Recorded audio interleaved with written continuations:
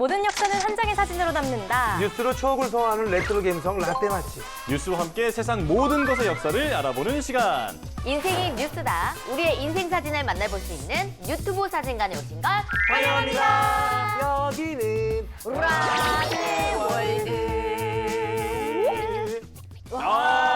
소영 씨가 돌아오셨어요. 컴백홈. 제가 집으로 돌아왔습니다. 네. 얼마나 보고 싶었다고요. 보고 싶었어요. 야 오자마자 넘친다 넘쳐 에너지가 넘친다. 맞아요. 네. 아, 다들 한 주간 어떻게 지내셨어요? 잘 지내셨어요? 저는 그래도 이제 건강을 회복하고 오랜만에 또 일하러 나오니까 또 확실히 한 번 더 이제 텐션이 더 높아지는 느낌? 맞아요. 사람들이 맞아, 너무 맞아. 보고 싶었거든요. 때깔도 좋아졌어요. 정말요. 씻고 왔어요, 씻고. 좋겠다 좋겠어. 저는 사실 잘 못 지냈어요. 왜요? 왜요? 아니 요즘 경제가 너무 어려워서 나 너무 추워. 겨울인데 그냥 겨울이어서 추운 게 아니야. 맞아. 마음까지 추워. 너무 추워. 맞아요, 맞아요. 물가가 아주 그냥. 네, 뉴스를 틀면 가장 자주 들리는 단어가 인플레이션, 장기 불황 뭐 이런 어두운 것들이잖아요. 맞아요. 네, 크게 오른 물가 때문에 요즘 다들 아우성입니다. 그런데요, 이제 사람들이 다 먹고 살아야 되잖아요. 맞아요. 근데 요즘 모든 식재료가 다 금값이에요, 금값. 맞아. 진짜 너무 비싸더라고요. 실제 올해 3분기 전국 물가가요, 24년 만에 최고치를 기록했다고 하는데요. 아니, 날씨도 추운데 금리도 이렇게 크게 오르고 달러까지 강세라 서민 경제부터 나라 경제, 세계 경제가 모두 힘든 상황입니다. 맞습니다. 요즘에 네. 이제 다 영끌하셔가지고 마지막 기회라고 생각해서 내 집 마련을 위해 가지고 다 끌어모아가지고 다 투자했는데 그렇죠. 요즘에 주식에 투자한 사람들까지 대출 이자도 오르고 그리고 이거 주식은 또 다 떨어지고 이러니까 다 마이너스가 됐잖아요. 네. 그래서 요즘 사람들이 다들 마이너스의 손이라고. 마이너스 아니야. 마이너스의 손이라고 마이너스. 하시는 분들 맞아, 많잖아요. 이 마이너스 돈 뽑아 먹었습니다. 여기도 있습니다. 여기도 있습니다. 이거 가져가라. 이거 안 되겠다. 아니, 선생님 눈에 눈물이 맺혀 있다고요. 하품해서 그래. 시는 너도 솔직히 마이너스잖아. 맞아요. 안 열어볼 거예요. 사실 여기 손해 안 본 사람은 없겠지만 진짜 이럴 때는 마이너스가 아니라 그냥 진짜 미다스의 손처럼 손대는 것마다 그냥 톡톡 터졌으면 좋겠어요. 맞아요. 아니 내가 딱 이렇게 딱 하면 황금으로 변했으면 좋겠어. 내 옷이 황금으로 변했어. 황금색이야. 이건 그냥 변수가 아니야. 아니, 4개 달고 오셨네요, 황금. 금 여기 있네, 금. 여기 있네. 아유, 깨물어봐야지.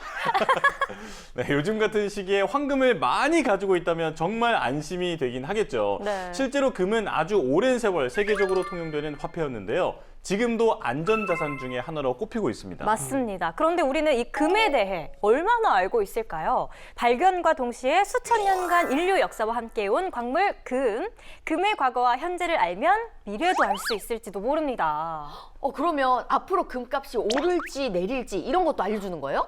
글쎄요. 오늘 유튜브 사진관에서 알려드릴게요. 금의 역사를 통해 함께 살펴보면서 금의 가치를 재조명해보면 좋을 것 같습니다.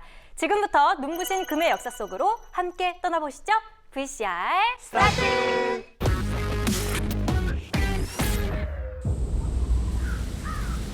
속는 셈 치고 와서 사냥이나 하든가. 금이다. 맞아? 당신 병기 싹 다 바꾸셔야겠습니다. 금으로.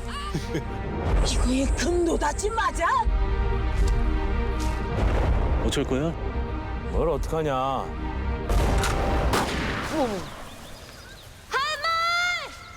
지금부터 진짜 사냥 한번 해볼까? 탄광 붕괴 사고 후에 우연히 발견된 거대한 금맥. 금을 차지하려고 하는 무리와 그것을 지키고자 하는 사람들 사이의 추격전을 그린 영화 사냥입니다. 오늘 이 산에서 아무도 못 나가. 와, 긴장감이 진짜 대박이다. 자 오늘 이 산에서 아무도 못 나가. 네, 이렇게 인간의 탐욕을 불러일으키는 황금. 사람들은 어떤 이유에서 특별한 쓸모가 없는 이 금을 그토록 좋아하는 걸까요? 사람들은 물, 식량과 같은 생활 필수품이 아닌데도 동서양을 막론하고 금을 좋아했습니다. 번쩍번쩍 빛나는 밝은 노란색과 녹슬지 않으면서 원래 상태를 유지하는 금. 이러한 특성 때문에 태양을 상징하는 귀한 것으로 여겨졌죠. 야 금은 무려 기원전 3천여 년 전부터 아름다움, 권력, 불멸, 경제의 상징이었습니다.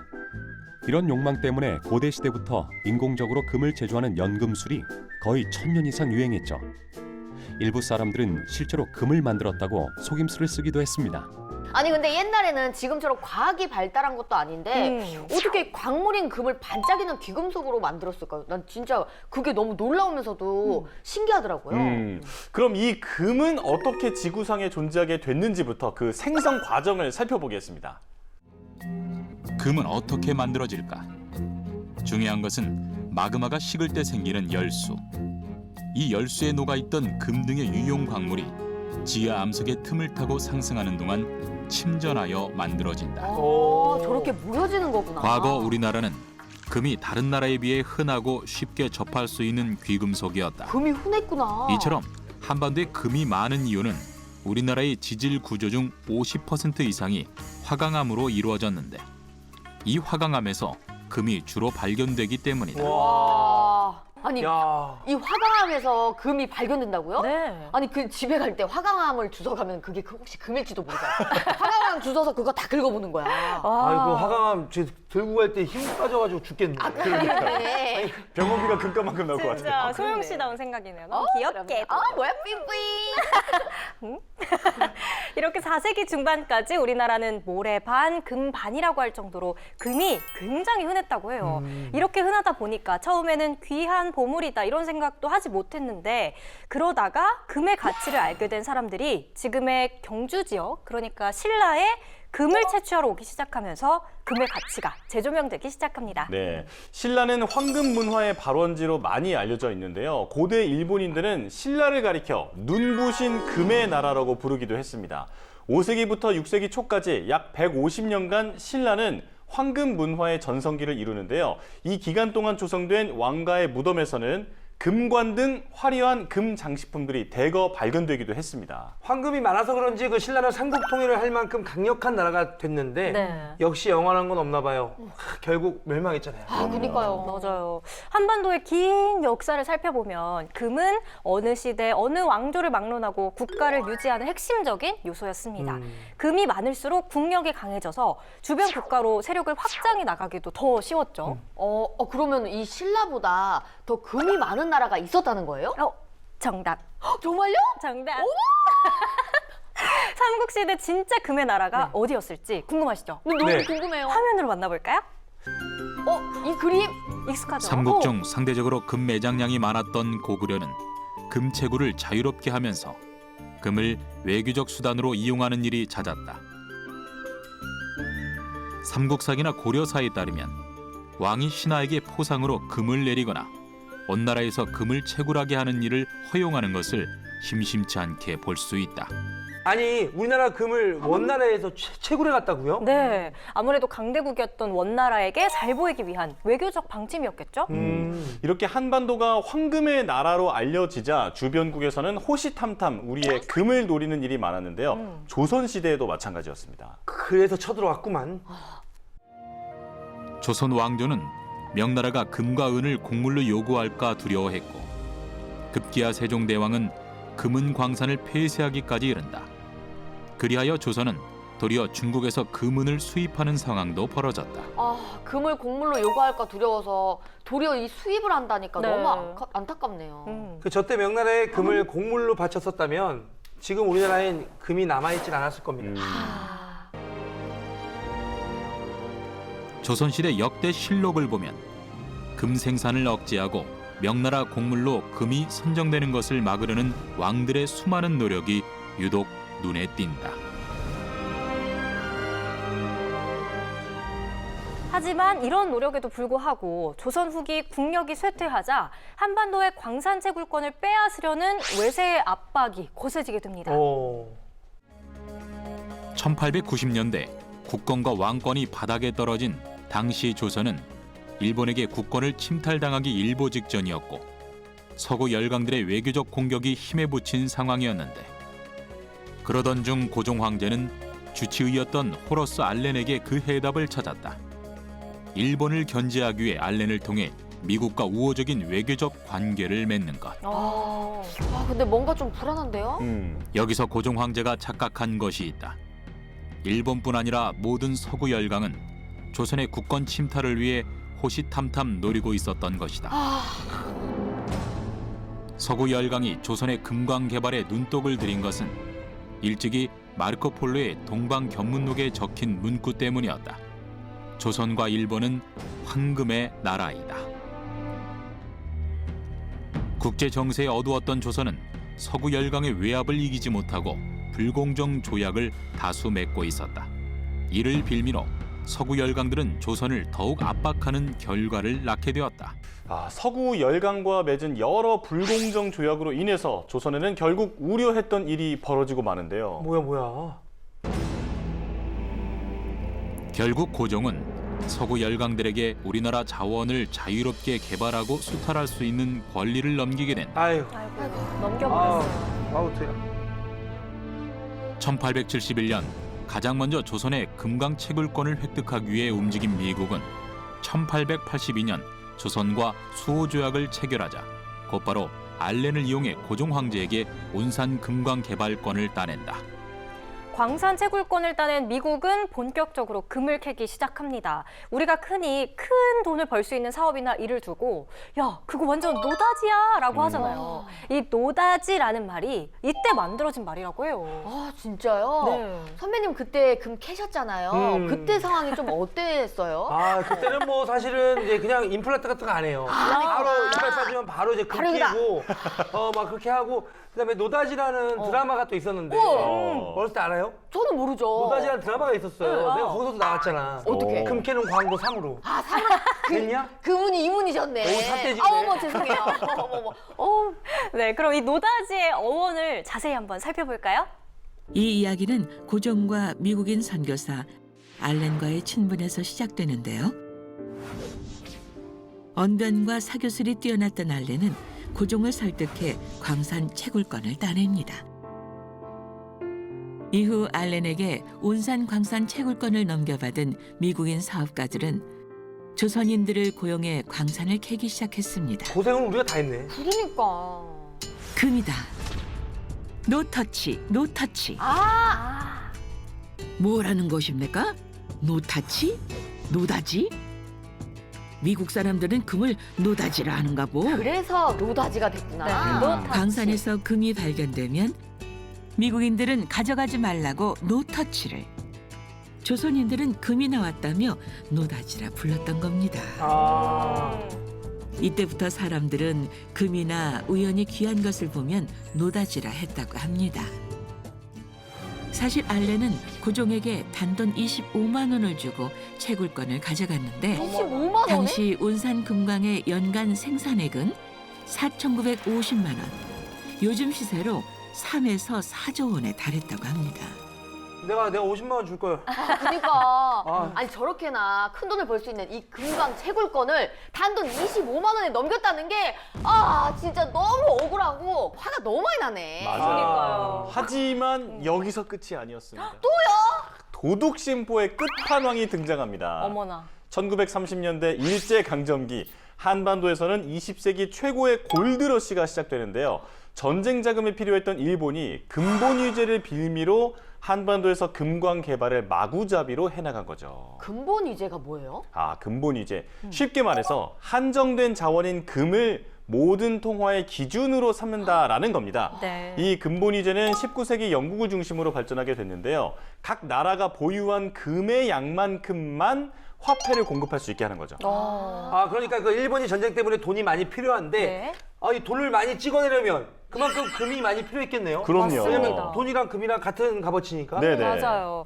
이 시기 일제의회 파헤쳐진 한반도의 금광만 무려 5,500개가 넘는다고 하고요. 이때 개발된 온산 금광은 아시아 최대이자 세계 2위 규모의 금광으로 동양의 엘도라도라고 불렸다고 해요. 당시 우리나라 금광 대부분의 채굴권을 가진 일본은 순식간에 세계 4위의 금 생산국으로 등극하게 됩니다. 와. 1930년대는 금채굴의 황금기라 불릴 만큼 전성기가 열리는 시대였다. 그 결정적 계기는 한일 합병에 있었다. 너무 열받는다. 일제 강점기의 시작. 일본은 이제 본격적으로 한반도의 금을 수탈하기 위해 모든 수단과 방법을 총동원하기 시작했다. 싹 뺏긴 거죠. 그러니까요. 네. 또한 1931년에 부임한 조선 총독 우가키 가지시게는 산금 장려 정책을 통해 일본 재벌들의 금광 개발을 독려하는 데 앞장섰다. 네, 당시 국제적으로 금값이 치솟기 시작하자 일본 정부는 산금, 그러니까 금을 생산하는 사업주에게는 지원금까지 주며 장려했다는 거예요. 아니 우리 금으로 일본만 배부르게 한다는 게 너무 화가 나네요. 네, 그래요. 일본이 그 다 가져가는 거를 보고만 있지 말고 우리도 이제 좀 캐면 안 되나 몰래? 그래, 그럼 좋다. 사실 눈앞에 황금을 두고 가만히 있긴 힘들었겠죠. 네, 그럼요. 못하지. 일제에 의해서 금광 개발 붐이 크게 일어나자 우리나라의 가난한 백성들도 금광 개발에 하나둘 뛰어들기 시작합니다. 1930년대엔 일본의 산금 장려 정책과 함께 조선인들의 금광 개발 열풍도 뜨겁게 달아오르는 시기였다. 빈농에서 금광을 찾아 부자가 된 최창학, 기자에서 언론사 사주가 된 방응호, 평양 제1의 부자 역시 금광에서 돈을 번 황금 부자였다. 황금 부자네, 진짜로. 금부자.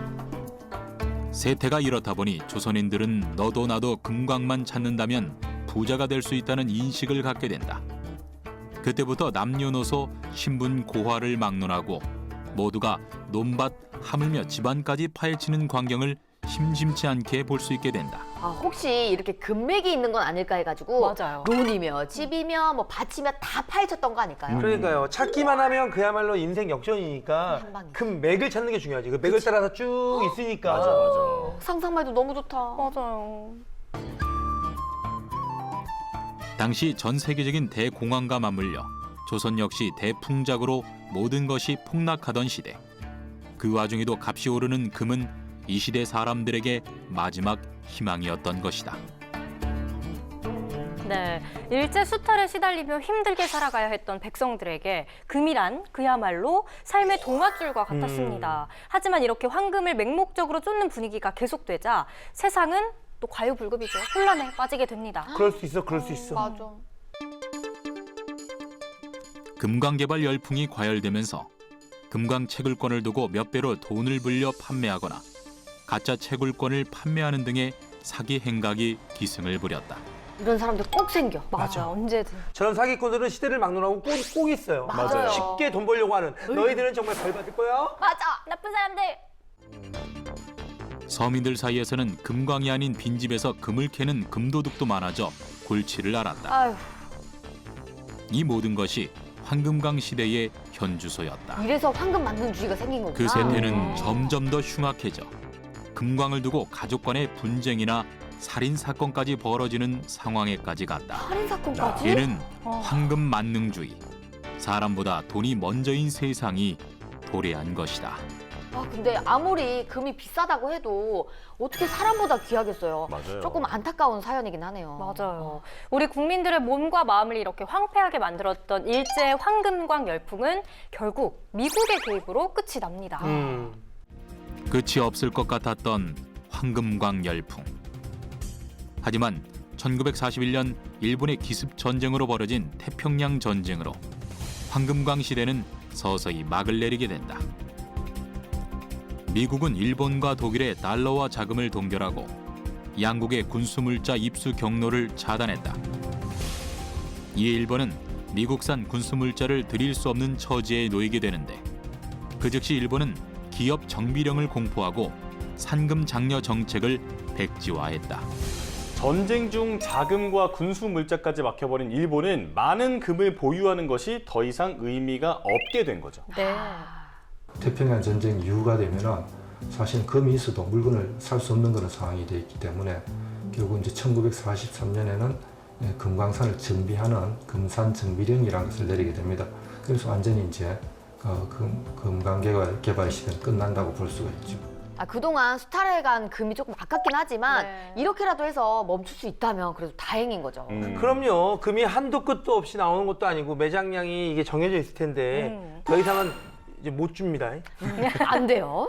그런데 대한민국의 금이라고 하면 이때를 먼저 떠올리시는 분들이 많을 것 같은데요. 저도 이게 바로 생각이 나더라고요. 바로 1997년 있었던 IMF 외환 위기. 맞아요. 우리 금 모으기 운동 했었잖아요. 그죠? 맞아요. 그때 그 온 국민이 나라 빚들 갚겠다고 금을 모으고 막 그랬잖아요. 선배 맞아요. 제출하셨어요? 아, 그럼요. 아, 진짜요? 예, 맞아. 그 제출하고 군대 갔어요. 됐어요? 아유, 박수! 야, 아니 근데 당시에 우리나라 국민들의 애국심도 모두에게 또 알릴 수 있는 기회가 됐었고 네. 맞아요. 그런데 그때 금모으기를 왜 했을까요? 생각해보니까. 안전자산인 금을 보유한 만큼 외환, 그러니까 달러를 보유한 것으로 인정받게 되거든요. 금이나 달러를 많이 보유하면 우리나라의 신용도도 올라가고 외국에서 돈을 빌리는 데도 도움이 되기 때문입니다. 네. 금 모으기 운동의 첫 시작은 새마을운동 단체에서 애국 가락지 모으기 운동을 벌이면서부터입니다. 처음에는 보상 없이 가지고 있는 금을 그냥 나라에 헌납하는 방식의 운동이었다고 아니 해요. 보상 없이요. 네. 그러니까 이거는 진짜 애국심이 없으면 참여할 수 없는 운동이었어. 맞아요. 하지만 또 당시 서민들의 경제 사정 좋지 않았겠죠. 모든 금을 헌납받을 수는 없었기 때문에 당시 시세에 준하는 금값을 책정해 보상하는 방식으로 바뀌었다고 해요. 네, 그때 뉴스만 틀면 사람들이 줄을 서서 금 모으기 운동에 참여하는 모습이 참 나왔었어요. 막 당시에 금이 정말 많이 모여서 외환위기 극복에 큰 도움이 됐다고 알고 있는데 알고 있는 게 아니라 저는 봤죠. 네. 이게 예. 정말 집에 있는 증인이시죠. 돌반지부터 해서 어머니들이 그 복주머니에다가 돌반지, 심지어 액세서리. 금리빨 막 이런 거 맞아, 다 갖고 와서 줄 서서 이렇게 내고 그러셨어요. 너무 그래서 멋지다. 제가 돌반지가 없는 거예요. 진짜요? 어. 이제 뭐 맞춰드려요? 그래요? 맞춰주세요. 우리나라를 위해서 또 활동을 하셨으니까. 동대문 가가지고. 저 40돌 때 부탁드릴게요. 40돌이요. 예. 아, 지났네, 씨. 중요한 건, 자, 그때 금이 얼마나 모였나요? 당시 금 모으기 운동으로 모인 금이 네? 무려 225톤입니다. 네. 톤이요? 그런데 이게 얼마나 많은 양이냐면 당시 한국은행이 보유하고 있었던 금의 양이 10톤 정도였다고 하니까 200배가 넘네요. 20배죠. 코로나가 약간 여기로 갔어요. 아직 안 지나갔나 봐요. 후유증이 있나 봐요. 예. 그러니까 정말 이렇게 생각을 해보면 얼마나 많은 금이 모였는지 알 수가 있죠. 와, 대단하다. 당시에 모은 금은 대부분 수출돼서 외화 22억 달러를 벌어들였다고 합니다. 그럼 과거 뉴스를 통해서 와. 당시 분위기를 잠깐 만나볼까요? 지난 97년 대기업의 잇따른 부도로 우리 경제가 휘청거렸습니다. 난리 났었어. 줄도산. 국가 신용 등급은 추락하고 환율은 하늘 높은 줄 모르고 올랐습니다. 결국 국가 부도의 위기에 몰리면서 국제통화기금 IMF에 손을 벌려야 했습니다. 아이고. 정부는 IMF와의 합의에 따라 모두 195억 달러를 수혈받아 위기 상황을 겨우 넘겼습니다. 이 같은 고통 속에서 경제 위기를 극복하기 위한 정부와 기업의 구조 개혁은 금 모으기 운동으로 시작된 국민들의 노력을 발판으로 결실을 맺어 마침내 IMF 졸업의 성과를 이뤄냈습니다. 진짜 아이들 돌반지. 정말 볼 때마다 가슴 아픈 뉴스가 나오고 있습니다. 맞아요. 이렇게 우리나라는 국민들의 적극적인 참여에 힘입어서 예상보다 빠르게 외환 위기를 극복하게 되죠. 네. 이렇게 나라가 어려울 때 조금이나마 동참할 수 있다는 거, 그 기분, 그러니까 금이 얼마만큼 되느냐가 문제가 아니라 동참할 수 있다는 거, 그런 마음으로 지금 나왔습니다. 멋있다. 안 그래요? 조금 더 서운하잖아요. 아주. 글쎄 나라의 보탬이 될런지는 몰라도 얼마 안 되는 아마 가지고 나온 거예요. 아유, 보탬이 너무 많이 되셨죠? 네, 감동이에요. 이렇게 위기 속에서 그 가치가 더 빛났던 금은 안전자산이라는 인식이 더 확고해지기 시작합니다. 이런 분위기 속에 금을 이용한 금융 상품들도 속속 등장하게 되는데요. 금값은 지난해부터 전 세계적으로 가파르게 상승해서 지난 9일에 25년 만에 최고치를 기록했습니다. 이야. 돈으로 계산하면은 현재 금 한 돈 값은 7만 4천 원가량. 지난해 5월에 비해서 무려 28%나 올랐습니다. 이렇게 되자 은행의 파생 상품인 금 관련 상품에도 관심이 커지고 있습니다. 금을 실물로 장기적으로 보유하시려는 고객들도 많지만요. 최근 금값이 상승하면서 계좌를 활용해서 금이 쌀 때 사셨다가 또 비쌀 때 파시려는 매매 차익을 원하는 고객들이 훨씬 많은 것 같습니다. 보고 있는 보도 영상이 2006년 리포트인데 2000년대 중반부터 금값이 굉장히 가파르게 올랐고요. 그리고 최근 금 시세를 보니까 2022년 12월 초 기준 금 한 돈에 30만 원 전후를 형성하고 있습니다. 그때 샀어야 맞아. 30만 원까지 됐구나. 이 불과 몇 년 사이에 진짜 많이 오른 것 같아요. 네. 저 때 금을 아주 왕창 사놨으면 지금 부자 됐을 텐데. 그러니까요. 그때도 돈이 없었을 거 아니에요. 그땐 그랬죠. 생각해보니까 그랬네. 맞아. 이유가 있었을 어차피 거예요. 못 샀어요. 그런데 사실 그 금 투자하면 그 벽돌같이 생긴 바로 골드바가 먼저 딱 떠오르잖아요. 맞아요, 골드바. 이게 한두 푼 하는 게 아니거든요. 수천만 원씩 하는데 그래서 금 투자는 정말 돈이 많은 부자들만 하는 게 아닌가 생각하는 분들이 많거든요. 맞아요. 나와는 먼 얘기처럼. 그치. 그리고 이게 금은 집에 그냥 놔두기도 조금 불안하잖아요. 맞아요. 도둑 들면 그 금부터 찾아갈 거 아니야. 맞아요. 불안하다. 걱정 마세요. 이제는 금 실물을 직접 관리하지 않고 1g 단위로 쉽게 사고 팔 수 있다고 해요. 그야말로 금 투자 문턱이 크게 낮아졌다고 볼 수 있는데요. 관련 뉴스 자세한 내용 알아볼까요? 오전 10시 한국거래소에서 국내 첫 금 현물 시장 거래가 시작됐습니다. 시작 가격은 그램당 46,950원으로 곧바로 소폭 오름세를 보였습니다. 우와. KRX 금시장 거래 종목은 순도 99.99%, 1kg 금괴가 전부로 조폐공사가 품질을 인증합니다. 소액 투자자 편의를 생각해 1g 단위로도 거래할 수 있지만 실제 인출은 금괴 무게인 1kg 단위로만 가능합니다. 금시장 개장은 양질의 금을 믿고 거래할 수 있는 장터를 만들어 무자료 거래나 밀수 같은 음성적 유통을 차단하기 위한 조치입니다. 금두꺼비. 금두꺼비, 황금 열쇠. 그 복을 잘 가면 아닙니까? 옛날 사람이라 성대모사도 잘하네. 아니 얼굴까지 똑같아졌어. 개인들은 증권사를 통해서 KRX 전용 금 거래 계좌를 개설하면 금을 주식처럼 쉽게 사고 팔 수 있습니다. 네, 현재는 1kg 또는 100g 단위로 금 실물을 인출할 수 있다고 하네요. 또 활발한 거래 속에서 귀금속 시장이 선진화하고 파생 투자 상품도 생겨날 것으로 기대를 모으고 있습니다. 금융 지원도 받고 국가적인 지원을 받으면서 점차적으로 국제 경쟁력이 있는 그 귀금속 시장으로 거듭날 수 있는 어떤 그러한 출발점이 되었으면 하는 바람이 있습니다.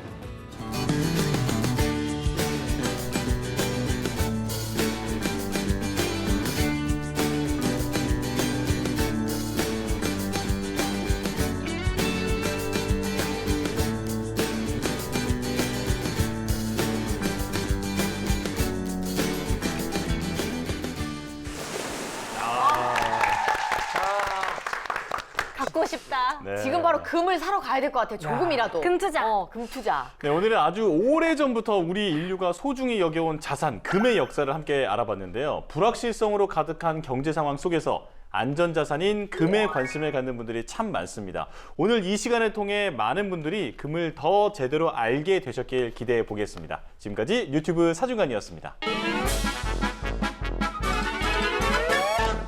뉴스의 바다를 끝없이 떠다니는 본격 뉴스 예능 유튜브. 오늘의 항해는 여기까지입니다. 저희는 한 주 동안 유튜브 타고 신나게 돌아다니며 재미있는 뉴스들 가득 안고 돌아오겠습니다. 황급빛 낭만이 가득, 야금야금 추억을 맛볼 수 있는 유튜브 사진관. 여러분, 다음 주에도 꼭 놀러 오실 거죠? 우리는 유튜브. 금 사러 가야 돼. 금이 얼마나 진짜 소중하냐면 네. 아저씨 원빈이 그런 얘기를 했잖아. 뭐라고요? 금리 빼고 모조리 씹어 먹을 수 있다. 맞아. 금리는 판다는 거지. 그렇지, 이 얘기도 있잖아요. 금 나와라 와라 뚝딱. 아이고. 어머, 옛날 사람. 그래서 제가 돌반지가 없는 거예요. 진짜요? 이제 뭐 맞춰드려요? 그래요? 맞춰주세요. 우리나라를 위해서도 활동할 수 있으니까. 동대문 저 40돌 때 부탁드립니다. 40돌이요. 네. 지났네. 중요한 거